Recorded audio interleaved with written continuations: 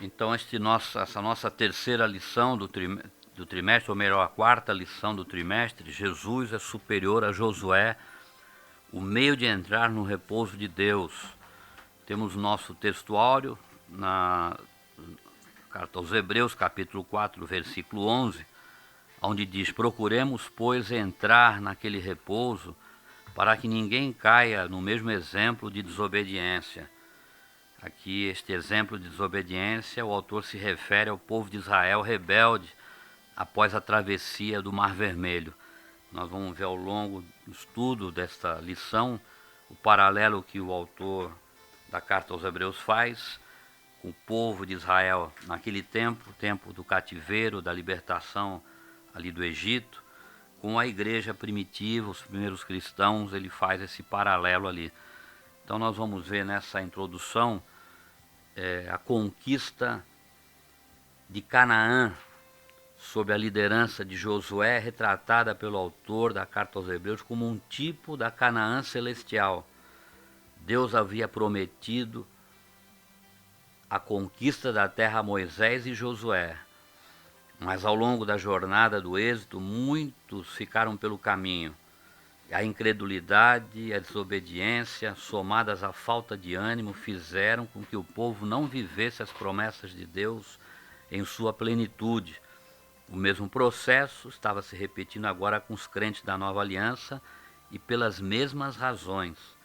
A única forma de voltar para a corrida e completar o percurso, entrando no descanso de Deus, era observando a sua palavra.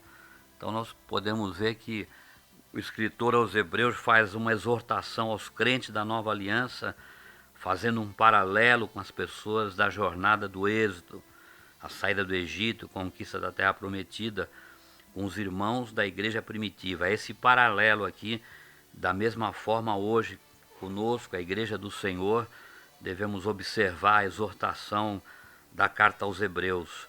A única forma para completar o percurso e entrar no descanso de Deus é observando a sua palavra. O crente tem que viver em obediência à palavra do Senhor.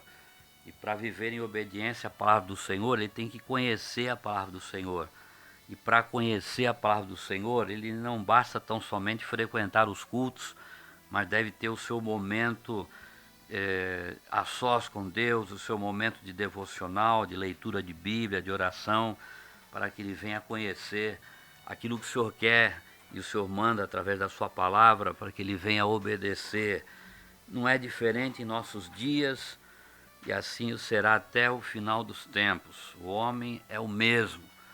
O homem, com todo o avanço da tecnologia, não mudou nada. A essência do homem é a mesma. E nós precisamos, nós que estamos neste caminho, precisamos ter o alimento, o combustível necessário para a nossa caminhada aqui na Terra. Então, neste primeiro tópico, Jesus proveu uma mensagem superior a Josué, uma mensagem que deve ser recebida pela fé. Esse item 1. Item 2, uma mensagem que se fundamenta na obediência. E no item 3 nós vamos estar vendo uma mensagem que conduz à contrição. Nesse primeiro tópico, Jesus proveu uma mensagem superior à de Josué. Primeiramente, ele afirma que as boas novas foram pregadas a seus contemporâneos, assim como havia acontecido com os crentes dos dias de Josué. As mesmas boas novas que foram faladas lá no passado, na antiga aliança, foram as boas novas que foram pregadas também para nós hoje. Em primeiro plano, para eles ali; em segundo plano, o autor declara que a palavra da pregação nada lhes aproveitou, porquanto não estava misturada com a fé naqueles que a ouviram. Então, muitos crentes do antigo pacto haviam ficado de fora da terra prometida, porque não receberam a mensagem com fé. O que se poderia esperar então dos que receberam a mensagem em sua plenitude, mas não lhe deram crédito? Ou seja, se referindo a nós aqui, assim como os crentes do antigo pacto haviam ficado fora da terra prometida pela incredulidade e rebeldia, quem dera a nós que recebemos a mensagem da cruz em sua plenitude, não lhe dermos crédito e contínuo e perseverante na fé até o fim. com certeza sofreremos um prejuízo muito grande se não observarmos e termos o cuidado de viver em obediência à palavra do Senhor. Assim, vemos em Mateus 24:13, quando Jesus fala o discurso dos últimos tempos, ele cita ali: mas aquele que perseverar até o fim será salvo. Esse perseverar aqui significa viver uma vida em obediência à palavra do Senhor. Obedecer à palavra do Senhor. Para tanto, como temos dito, há de se ter que conhecer a palavra do Senhor. Então, uma mensagem que deve ser recebida pela fé, uma mensagem que se fundamenta na obediência. A obediência é a base de todas as coisas, visto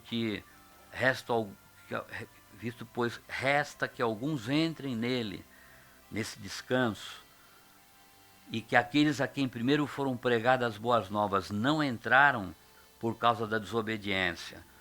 A desobediência é a manifestação ativa da incredulidade.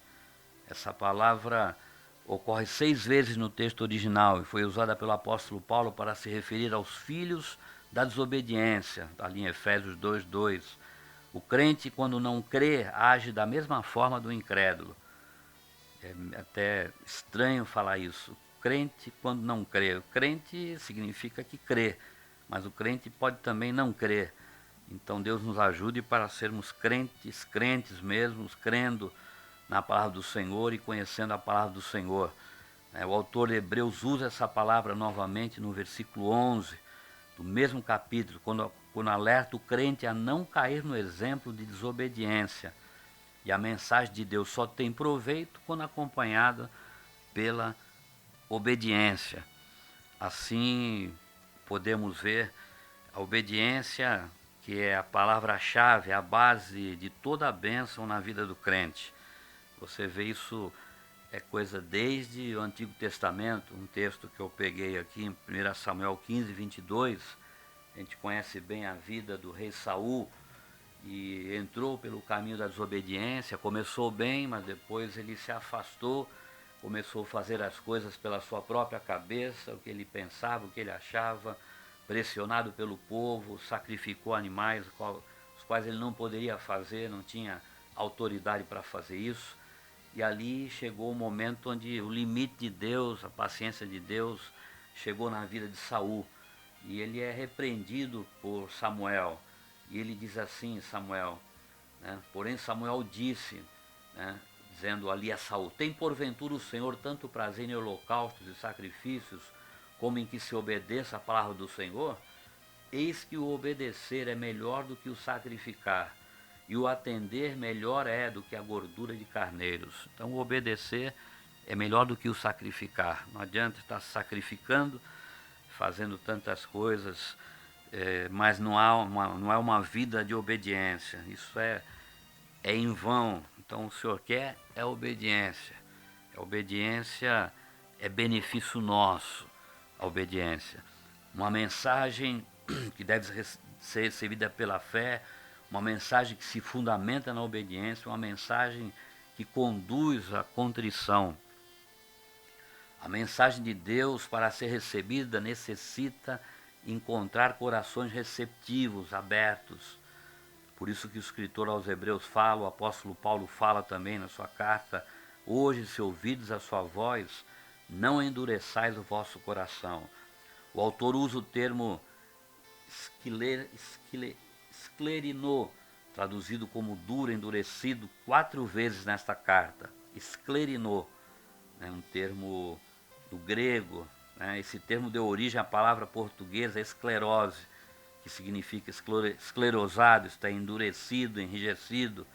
É a mesma palavra usada por Lucas em Atos 19:9 também, para dizer que os judeus se mostraram endurecidos e por essa razão rejeitaram a mensagem de Paulo. Aqui em Hebreus, como em outros lugares do Novo Testamento, é o homem e não Deus que endurece o seu próprio coração. É importante a gente entender bem essa parte aqui, aqui nesta carta, essa parte da carta aos Hebreus, em outros lugares do Novo Testamento também. é o homem e não Deus que endurece o seu próprio coração. Porque se fosse Deus que endurecesse o coração do homem, o homem estava isento de responsabilidade. Foi Deus que endureceu o coração, mas não é isso não. É o homem mesmo que endurece o seu coração, não só para receber uma palavra evangelística de salvação, se fechando ali para que a palavra não faça efeito na sua vida, assim como o crente, muitas vezes o crente, o cristão, endurece o seu coração para que não seja moldado, lapidado pela palavra de Deus. Há uma certa rebeldia aí do próprio cristão também. Então nós temos que estar com o coração receptivo para recebermos a palavra do Senhor. Ele está falando, está nos corrigindo, porque Ele nos ama e nos quer ver crescendo no seu conhecimento e na graça. Deus só endurece quem já está anteriormente endurecido. Para que a mensagem tenha efeito, é preciso encontrar corações contritos. Deus jamais poderá operar num coração de um rebelde, de uma pessoa que está com o coração endurecido, que está fechado para a palavra do Senhor. Não tem como Deus trabalhar assim por essa pessoa. Assim, lembrando, encontrei uma pessoa ontem na rua, uma senhora deitada ali na rua, e falei se ela queria receber uma oração. Ela falou, pelo amor de Deus, né? Não queria, né? Então não tem como é que você vai orar se a pessoa está com o coração fechado? Não quer, não quer. Então tá bom, Deus abençoe, tenha misericórdia e que haja oportunidade mais uma vez de ela ouvir a palavra do Senhor, né? Muito bem, então esse exemplo, Êxodo 7,13, que podemos dar um exemplo também com relação a Faraó. Os irmãos lembram Faraó, que diz nesse texto aqui, porém o coração de Faraó se endureceu e não os ouviu, como o Senhor tinha dito. Então não foi Deus que endureceu o coração de Faraó, mas Faraó se endureceu, né? Assim como ele se endureceu, então Deus deixou ele na dureza do seu coração, e assim da mesma forma como o Senhor age também em nossos dias. Assim como Arão jogou a sua vara ao chão e ela se tornou em serpente, da mesma forma Faraó mandou seus encantadores fazerem o mesmo e jogaram suas varas ao chão e elas se tornaram em serpente. Só que a vara de Arão, ela tragou, engoliu as varas daqueles encantadores. Faraó estava vendo ali com seus olhos algo sobrenatural acontecendo e mostrando com clareza que o poder pertence ao Senhor. Só que Faraó, com seu coração já endurecido, não atentou que a vara de Arão, que tornou-se em serpente, engoliu as varas dos encantadores de Faraó ali, os magos do templo ali. Então ele não percebeu, um coração endurecido, não viu o que estava acontecendo ali, e aconteceu. Os irmãos conhecem a história ali, as pragas sobre o Egito e tudo que é o desenrolar da história.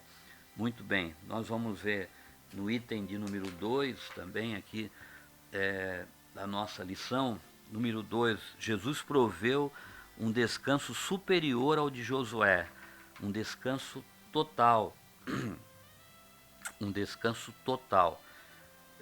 Então, nesse descanso total, contrastamos o capítulo 11, o versos 23, com o 13:1 do livro de Josué. No 11:23 diz que Josué conquista toda a terra ali de Canaã, mas já no capítulo 13, verso 1, surge uma pergunta, que ainda tinha muita terra a ser conquistada. Então Josué conquistou ou não Canaã? Então especialistas em línguas semíticas avaliam que Josué, no 11:23, refere-se a uma avaliação otimista das campanhas do líder do povo de Deus. O povo peregrino ansiava por vir chegar o dia de herdar a terra prometida. Nesse sentido, e como era comum à época, o exército de Josué estabeleceu a supremacia militar por sobre toda a Canaã. Assim que chegou ao território, embora não tivesse pleno controle de cada cidade e vila, conforme fica patente na carta de Josué, capítulo 3, versos 1. né? Então esses capítulos, o 11 e o 13, não são contraditórios, confirmam que o descanso dado por Josué ao antigo povo de Deus foi incompleto e parcial. Nós sabemos e conhecemos na história que sempre havia a conquista da terra prometida, das várias terras, os jebuseus, os cananeus e girgazeus, e vai por aí afora, sempre era deixado ali um remanescente daquele povo idólatra. Isso que foi espinho aos olhos do povo de Deus, o povo de Israel naquele tempo, e eles estavam sempre tendo contendas ali. Aí você entra no livro de Juízes e vai ver aqueles altos e baixos do povo de Israel. Então, por outro lado, o escritor aos Hebreus está mostrando que o descanso provido por Jesus foi completo, total, nada ficou para ser conquistado. Então vemos que o descanso dado por Josué ao antigo povo de Deus foi incompleto e parcial. Já, por outro lado, o que o autor de Hebreus está mostrando é que o descanso provido por Jesus foi completo, total. Nada ficou para ser conquistado. Então vemos, com certeza, o que o Senhor fez foi completo, e entraremos nesse descanso real, descanso do Rei, como você vê na sequência aqui, o descanso real, o descanso que Jesus preparou para nós, né? Muito bem, a redação de Hebreus 4:8 diz: porque se Josué lhes houvesse dado repouso, não falaria disso, depois disso, de outro dia. Então a conquista de Canaã era apenas um tipo, da qual a Canaã celestial é o antítipo. A conquista da terra prometida por Josué era apenas uma sombra, da qual Jesus é a realidade.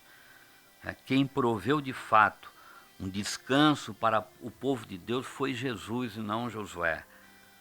O Jesus, em Mateus 11:28, texto bem conhecido da palavra de Deus, o único que pode fazer esse convite, dizer essas palavras: vinde a mim todos que estáis cansados e oprimidos, e eu vos aliviarei.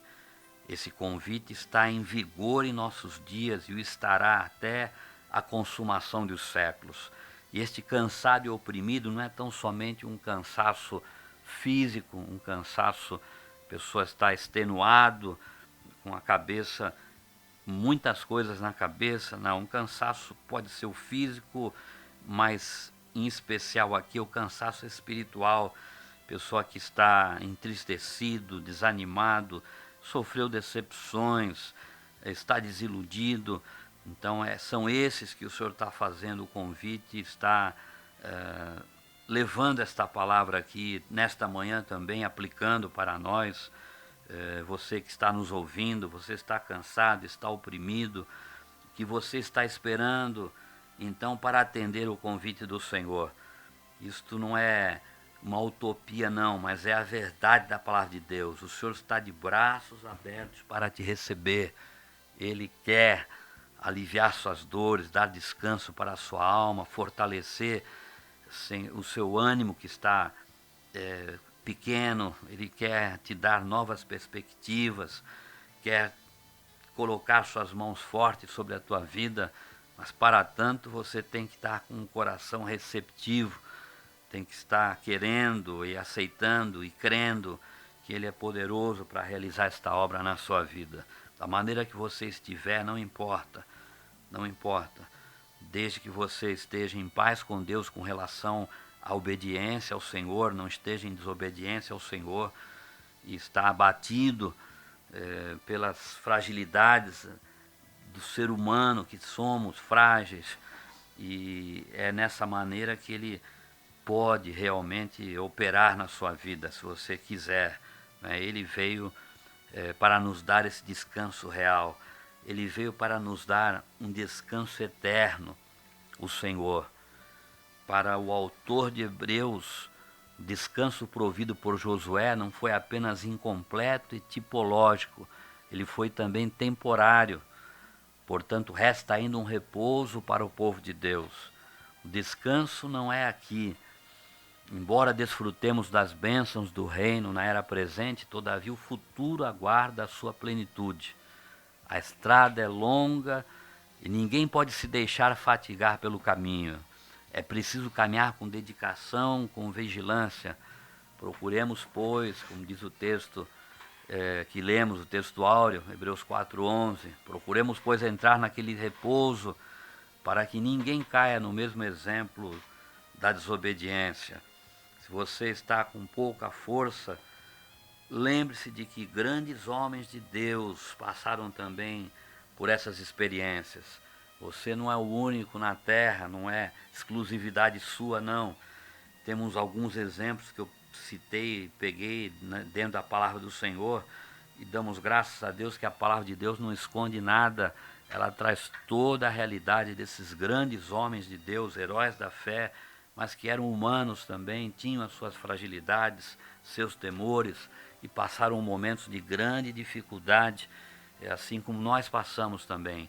Então o segredo é colocar nas mãos do Senhor a nossa vida e crendo que Ele vai estar dando um renovo, nos sustentando, nos ajudando na nossa caminhada. Você veja um dos exemplos que eu citei aqui, Moisés, eu tomei nota aqui, diante do pecado da idolatria de Israel. Está aqui em Êxodo, capítulo 32, versos 32, as palavras que Moisés diz aqui: agora, pois, perdoa o seu pecado, se não, risca-me, peço-te, do teu livro que tens escrito. Moisés queria ter até sua salvação sendo cortada ali, mostrando e demonstrando ali amor ao povo, mesmo um povo rebelde. Então ele fala essa palavra aqui tocante. Chegou o homem mais paciente da terra, pediu a morte para Deus. Então temos altos e baixos. O grande profeta de fogo, o profeta Elias, se você vê aqui, quando ameaçado por Jezabel, está aqui em 1 Reis 19:4, você veja como é que ele fala, o profeta Elias, que diz aqui, e ele se foi ao deserto, caminho de um dia, e veio e se assentou debaixo de um zimbro, e pediu em seu ânimo a morte, e disse: já basta, ó Senhor, toma agora a minha vida, pois não sou melhor do que meus pais. Nós lemos isso aqui, a gente fica estranhando, um homem que no capítulo anterior matou os profetas de Baal, 450 profetas, fez uma obra extraordinária, vindo ali da ameaça de Acabe, e sendo ali, tendo experiências com Deus ali, sendo alimentado pelos corvos, tomando água do ribeiro de Querite, sendo alimentado ali por uma viúva através da multiplicação do azeite, da farinha, e entra no capítulo 19, desafia os profetas de Baal e tira a vida daqueles homens ali de uma maneira extraordinária. E agora ele está sendo ameaçado por uma mulher e ele quer morrer. E como é que a gente entende isso? Mostra as nossas fragilidades e, graças a Deus, como disse, a Bíblia não esconde nada. Tiago percebe, escreve na sua carta, que Elias era um homem que nem nós, tendo as mesmas fraquezas. Orou ao Senhor e parou a chuva, e orou ao Senhor e veio a chuva dos céus. Da mesma forma, vamos ver aqui também no Novo Testamento, para dar um exemplo também, que o homem é o mesmo e o homem não muda, só muda quando tem o Senhor como Senhor, aí começa a grande mudança. O apóstolo Paulo, o grande apóstolo Paulo, na segunda carta aos Coríntios, capítulo 1, no versículo 8, ele diz: porque não queremos, irmãos, que ignoreis a tribulação que nos sobreveio na Ásia, pois que fomos sobremaneira agravados mais do que podíamos suportar, de modo tal que até da vida desesperamos. O apóstolo Paulo chegou de uma maneira de tão grande desespero, que até da vida ele imaginando, olha, se morrer até melhor, porque está tão ruim a situação. Então veja que Isso não é exclusividade, talvez você que nos ouve, está ouvindo nesta manhã e passando por grandes aflições, saiba que é assim mesmo. E perseveremos na fé para que o Senhor nos dê a vitória, mesmo que você não esteja vendo nenhuma perspectiva de melhora, mas confie no Senhor. Ore, confie no Senhor, e Ele a seu tempo mandará um bálsamo, mandará um refrigério para a sua alma. Então vamos ver aqui nosso terceiro tópico, concluindo. Jesus proveu uma orientação superior à de Josué, uma palavra viva, uma palavra eficaz, uma palavra penetrante. Já vimos, o autor aos Hebreus afirma que a geração do Êxodo ouviu as boas novas da palavra de Deus, mas não lhe deu ouvido. Novamente o povo de Deus estava diante da sua palavra, e essa palavra não foi anunciada por um anjo, Moisés, nem tampouco por Josué, mas pelo próprio Filho de Deus, Jesus. Essa palavra não mais se limita à letra, à lei, porque ela é viva. E Jesus afirmou que suas palavras são espírito e vida. Está lá em João 6,63, nós vamos estar lendo aqui e comentando algumas coisas desse tópico. Como devemos nos portar diante da palavra viva de Deus? Né? João 6,63, o Senhor fala, o Espírito é o que vivifica, a carne para nada aproveita. As palavras que eu vos disse são Espírito e vida.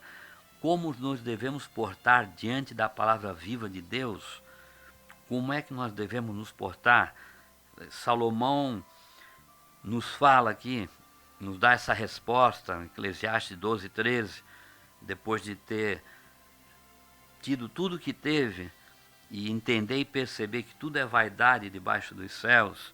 No final do seu livro, ali em Eclesiastes, ele diz aqui, capítulo 12, versos 13, de tudo o que se tem ouvido, o fim é, teme a Deus e guarda os seus mandamentos, porque este é o dever de todo homem. Então, a resposta a essa pergunta, como devemos nos portar diante da palavra viva de Deus, não é uma letra morta numa folha, a palavra viva, palavra sobrenatural, palavra que atinge o âmago da nossa alma. Salomão dá essa resposta aqui, de uma maneira simples, concluindo o seu livro, entendendo ali o que é de mais importante. Teme a Deus e guarda os seus mandamentos, porque este é o dever de todo homem. Nós vemos o próprio Senhor agora, no Novo Testamento, quando ele faz um discurso duro, muitos dos seus discípulos foram embora. Você vê em João 6, no versículo 66, veja como é que ele diz aqui. Desde então, muitos dos seus discípulos tornaram para trás e já não andavam com ele, pelo discurso que o Senhor tinha feito. Que discurso é esse, então? Vamos ver João 6,53, uma pequena parte desse discurso que Jesus fez ali. Jesus, pois, lhes disse, na verdade vos digo, que se não comerdes a carne do Filho do Homem e não beberdes o seu sangue, não tereis vida em vós mesmos. E as pessoas, quando viram isso, começaram a sair de perto do Senhor, de uma maneira tal que o Senhor depois pergunta também aos discípulos, aos apóstolos, se eles também queriam sair. E aí Pedro, como sempre Pedro toma essa iniciativa, Jesus pergunta a eles, então, versos 67 do capítulo 6 de João, então disse Jesus aos 12, quereis vós também retirar-vos? E respondeu-lhe, pois, Simão Pedro, Senhor, para quem iremos nós? Tu tens as palavras da vida eterna, palavra de vida, e nós temos crido e conhecido que tu és o Cristo, o Filho de Deus. Então vemos aqui o Senhor dando essa palavra dura e Pedro entendendo que não há para quem ir, no sentido de pessoas. Nós já encontramos a palavra de vida eterna que é o próprio Senhor. Quando Jesus fala aqui, na verdade vos digo que se não comerdes a carne do Filho do Homem, significa a palavra de Deus, comer no sentido, lógico, não literalmente vai comer a Bíblia, mas ler a palavra e deixar que ela faça efeito na nossa vida, e não beberdes o seu sangue é a vida, é conhecer, comer a palavra e viver a palavra. não tereis vida em vós mesmos. Vamos ter uma vida frágil, uma vida fraca. Então temos que ter, como o Senhor fala, odres novo, vinho novo em odre novo. Se puser vinho novo, que é a palavra, em odre velho, numa vida velha, este odre não vai segurar este vinho e vai se rasgar e vai se perder. Então temos que estar sendo mudado e transformado a cada dia pela palavra de Deus, pelo estudo da palavra de Deus, sendo cada vez mais parecido com o Senhor. Então uma palavra viva, uma palavra eficaz. Quando vemos aqui palavra eficaz, a palavra de Deus é viva, ela produz vida, mas além de viva, ela também é eficaz, produz resultados, sendo de novo gerados, não de semente corruptível, mas da incorruptível pela palavra de Deus, viva e que permanece para sempre. O autor mostra que essa palavra é produtiva, o termo energis, traduzindo como eficaz, é usado na Bíblia para se referir à atividade divina que produz resultados. Assim será a palavra que sair da minha boca, ela não voltará para mim vazia, antes fará o que me apraz e prosperará naquilo para que a enviei. Lá em 55:11 de Isaías. Então vemos também o texto citado aqui, 1 Pedro 1:23, sendo de novo gerados, não de sangue, não de semente corruptível, mas da incorruptível pela palavra de Deus, viva e que permanece para sempre. A palavra do Senhor, ela é viva e ela é eficaz. Você vê o salmista, no maior salmo na palavra de Deus, o salmo de número 119, alguns versículos apenas que eu liberei aqui, que eu pesquisei aqui no estudo dessa lição. Salmo 119, o versículo 107, diz assim: estou aflitíssimo, vivifica-me, ó Senhor, segundo a tua palavra. É exatamente o que falamos no item anterior. Vinde a mim todos vós estáis cansados e oprimidos, eu vos aliviarei. Então diz o salmista que estou aflitíssimo. É uma grande aflição, não é qualquer aflição. Então o salmista fala: vivifica-me, torna a dar-me vida ao Senhor, segundo a tua palavra. E vemos também o versículo 105, que diz: lâmpada para os meus pés é tua palavra e luz para o meu caminho. É a palavra que vai alumiar o nosso caminho, vai dar direção ao nosso caminho, orientação certa ao nosso caminho, para que nós não venhamos a tropeçar. E também o versículo 103, que diz: ó, quão doces são as tuas palavras ao meu paladar, mais doces que o mel à minha boca. É a palavra do Senhor. Muitos textos poderemos estar vendo, mas vamos estar concluindo já esta palavra que é viva, que é eficaz e que é penetrante também.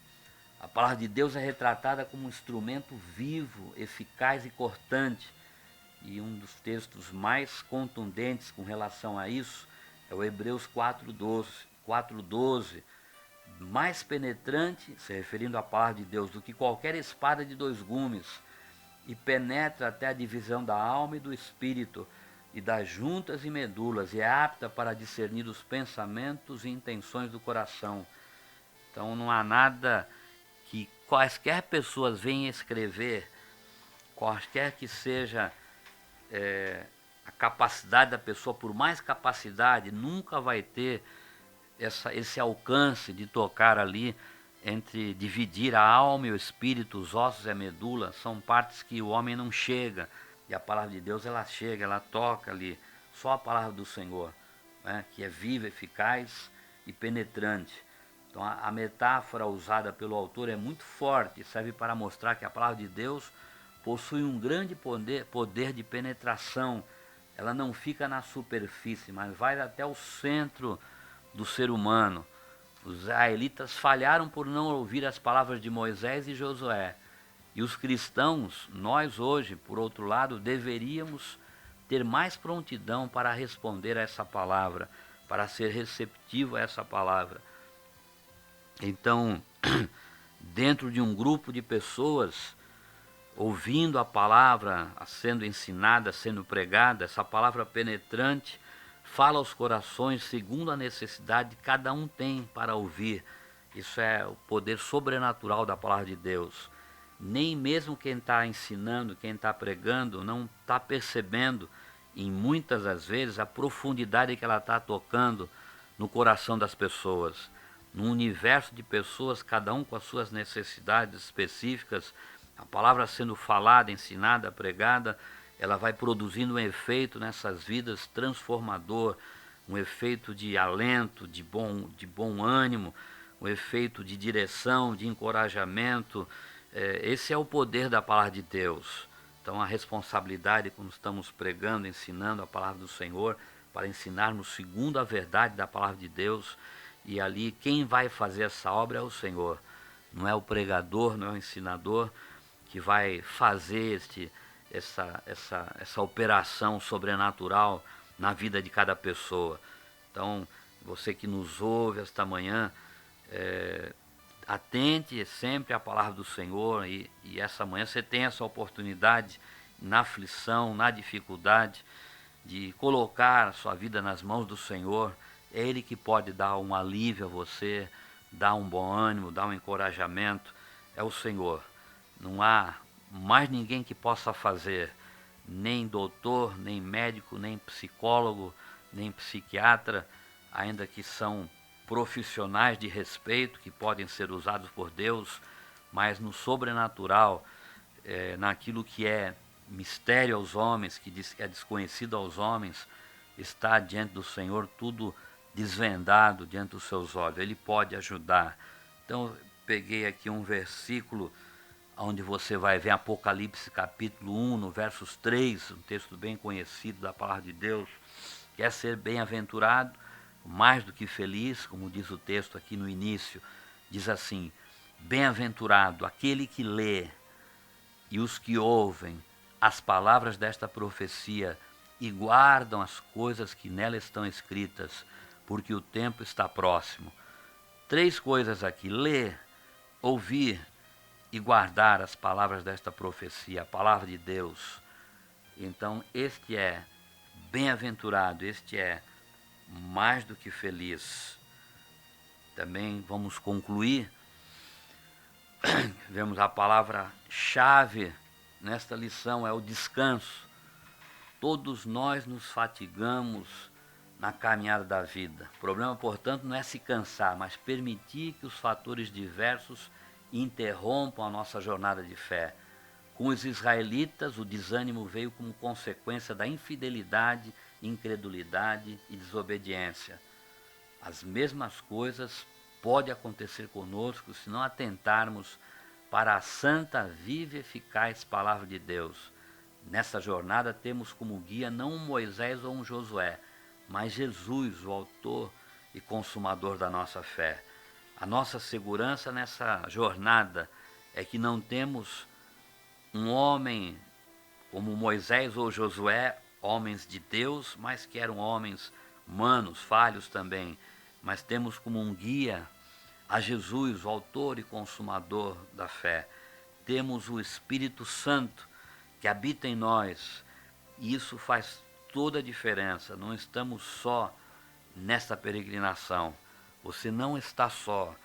Jesus mesmo diz ali em Mateus capítulo 28, eis que eu estou convosco todos os dias até a consumação dos séculos. Então você, nesta caminhada, tem um contigo, que é aquele que te fortalece. Então vivamos uma vida em obediência à palavra do Senhor.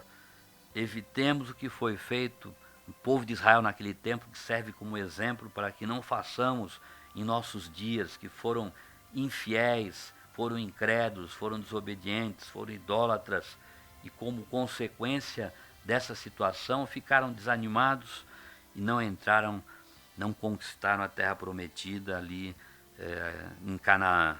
E a nossa terra prometida não é Canaã, é os céus de glória. Então estejamos atentos e compreendendo e entendendo Jesus superior, como falamos, a Moisés a semana passada, a Josué hoje, semana que vem a Arão, E no início não houve esse estudo aqui, mas também até Abraão, Moisés falaram de Jesus, que Jesus viria, ele veio e ele é o nosso paradigma, ele é o nosso exemplo maior. Estejamos escondidos nele e assim estejamos desfrutando da alegria de viver uma vida íntima e de comunhão com o Senhor.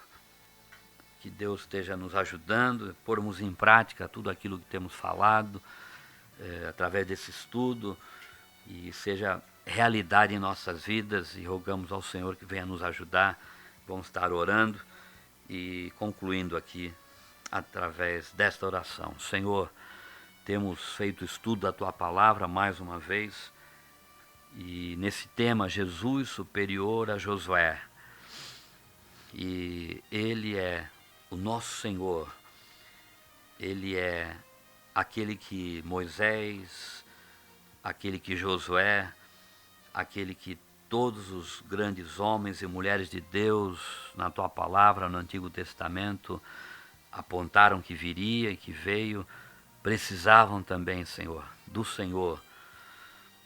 E o Senhor veio e hoje temos esse privilégio de termos o Teu Espírito habitando em nós, e o Senhor venha estar nos dando esta convicção em nossa fé, certeza em nossos corações, que estamos caminhando e peregrinando, não mais sozinhos, mas temos o Senhor conosco, Deus, Emanuel, aquele que está conosco todos os dias.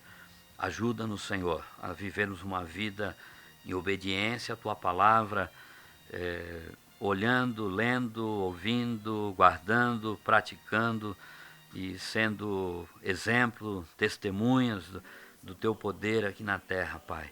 Te damos graças pela Tua Palavra, pelo valor sobrenatural da Tua Palavra, aquilo que ela opera e tem operado em nossas vidas. Continua operando, mudando, transformando-nos a cada dia, Pai. Pois estamos orando a Ti, te dando graças pela liberdade que temos, mais uma vez nesta manhã, abrir a nossa boca e falarmos da Tua Palavra aqui diante daqueles que nos ouvem, Pai. Que a Tua Palavra que foi falada, ensinada, pregada e aplicada tenha espaço nos corações e venha produzir o efeito segundo Te apraz, Senhor. Tu que conheces e sabes a necessidade de cada um daqueles que nos ouvem. Que venha sair através desta palavra erguido, animado, fortalecido, dando glórias ao Teu nome, Pai. Faz assim, pois pedimos a Ti e Te agradecemos em nome de Jesus. Amém.